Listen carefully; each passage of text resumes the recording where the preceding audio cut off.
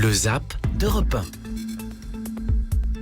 1. Avec Victor Delande. Bonsoir Victor. Bonsoir Nicolas, bonsoir à tous. Tout ce qu'il ne fallait pas manquer aujourd'hui sur Europe 1. La tension est encore palpable mais maîtrisée à Aulnay-sous-Bois. En 2005, Mohamed était adolescent au moment des émeutes. Aujourd'hui, il fait partie des grands frères qui conseillent les plus jeunes.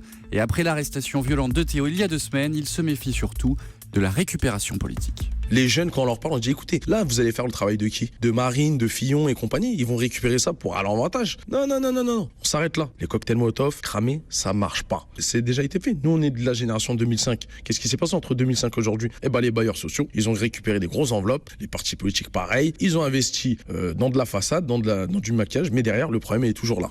Un jeune méfiant face au risque de récupération politique dans le journal de 8h. La question du racisme qui revient également après l'agression de Théo. Plusieurs jeunes affirment que les policiers les insultent régulièrement, les traitent de bamboulas.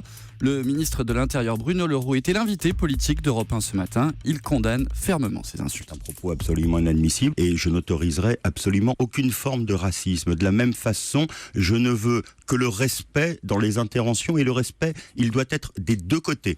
Bruno Le Roux était l'invité de Fabien Amias à 8h20. À droite, le Penelope Gate continue de plomber la campagne de François Fillon.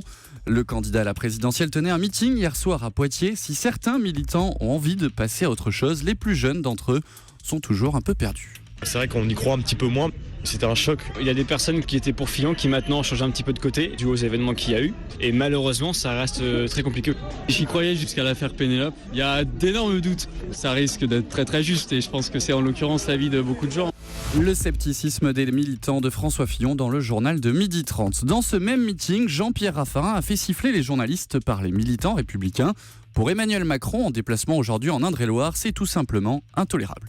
Ce que je constate, c'est que M. Fillon n'a pas de projet. C'est d'ailleurs pour ça qu'il est dans l'invective permanente. On ne peut pas prétendre aux plus hautes fonctions de la République en considérant qu'on doit être un intouchable de la presse et qu'on est au-dessus de la justice. Ça n'est pas possible.